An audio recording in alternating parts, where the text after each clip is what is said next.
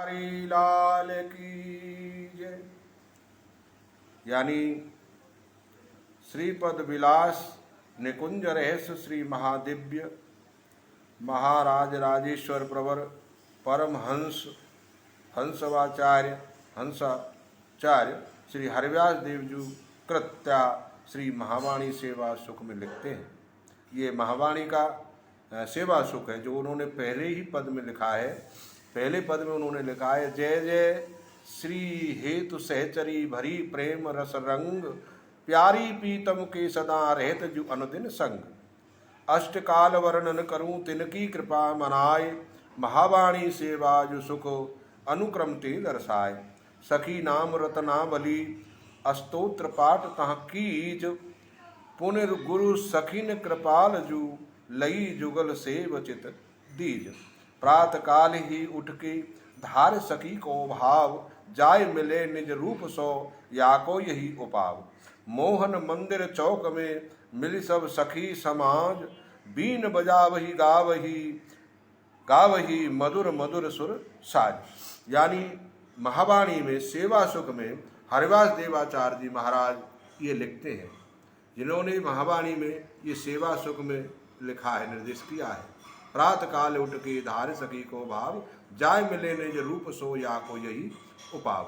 यानी प्रात काल उठ के भगवान के रूप का जो ध्यान करता है सखी भाव से, यानी लहंगा फरिया पहन करके नहीं, बेंदी चुंदरी लगा करके नहीं, यानी अपने मन के भीतर ही उसको सखी भाव बनाना होगा। बैठ करके ध्यान करना होगा कि मैं भीतर भीतर सखी हूँ, भगवान के रूप का मैं ध्यान करता हूँ, जब उसको सखी भाव में जाना होगा। नहीं तो जुगल उपासना के लिए सखी भाव हृदय में दृढ़ करना होगा। बाहरी लहंगा पहने चुनरी नहीं है, ये सब निंदनीय है। इसी भाव को विस्तार देते हुए आपके पट शिष्य आचार्य श्री परशुराम देव अपने परशुराम सागर में निम्न निर्देश करते हैं। वो क्या लिखते हैं कि मेहदी मेली मेहदी मोली मन बसी भये सरद भये मर्द ते राण। यानी वो मर्द थे, वो राण बन गए लहंगा फरिया पहन करके। परसा सेवे भामिनी भगत नहीं बे भाण। वो भक्त नहीं हो सकते, वो भाण हो सकते हैं, किंतु भक्त वही है जो लहंगा फरिया नहीं पहरे, कोई श्रृंगार नहीं, किंतु मन में श्रृंगार करे भीतर में ही, और मन से ही सखी भाव को ध्यान करे, तो वो जा करके भगवान के महल में पहुंच सकते हैं, कंचन महल में जा करके प्रवेश कर सकते हैं। प्रेम भगत साधी नहीं लागे भरम विकार, परसा से वे भामिनी भय पुरुष ते नार। परशुराम जी कहते हैं वो पुरुष ते नार बन रहे, भक्ति तो उन्होंने साधी नहीं, पर इन चीजन में फंस गए, लहंगा फरिया बेंदी लगाना, ये सब करना, दुनिया को दिखाना। परशुराम जी कहते हैं कि नहीं, सखी भाव से ही वो सखी हो सकता है। भगवान के ध्यान में, भगवान की कुंज उपासना में भाव को लेकर के ही प्रवेश करता है। परसा परिहरि स्वामिनी भजो न केवल स्वाम, तो तन को यूं ही धयो लागो जीव हराम। परसा ब्रह्म अपार को जपेजु अजपा जाप, भूल गए हरि भगत को लागो सखी सराफ। मन में सखी स्वरूप की तन धारे जो दास, परशुराम ता दास के हृदय जुगल निवास। यानी परशुराम जी कहते हैं अगर भाव से तुम सखी भाव से भगवान का जप करते हो, कुंज उपासना में जाते हो, तो तुमको सखी भाव प्राप्त हो सकता है।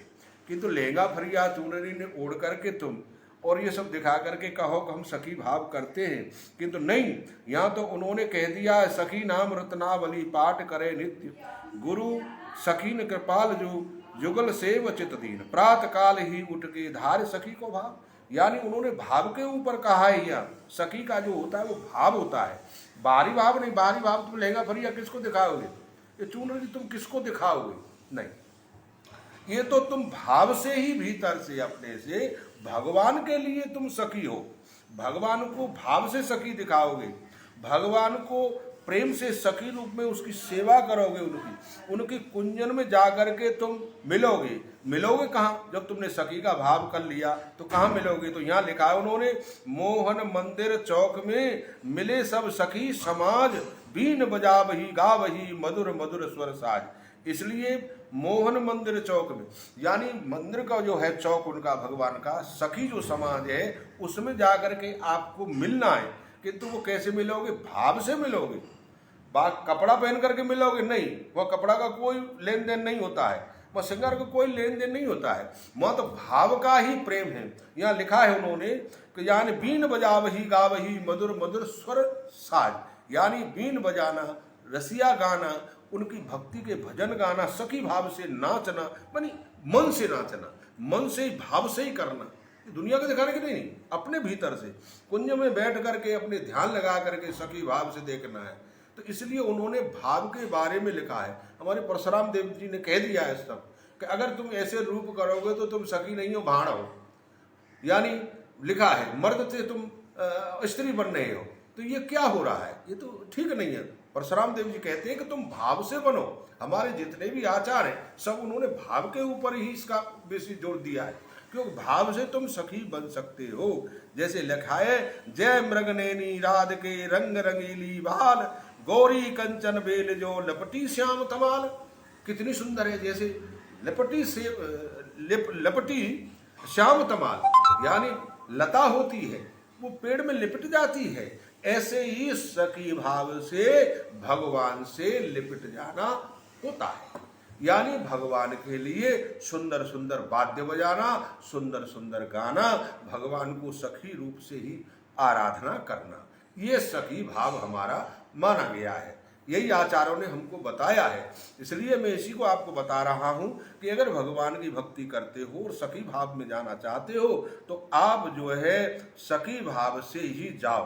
किंतु ये लहंगा भरिया पहन करके श्रृंगार करके भगवान के पास जा रहे हो, इसको भगवान नहीं मान रहे। भगवान मानने भाव में।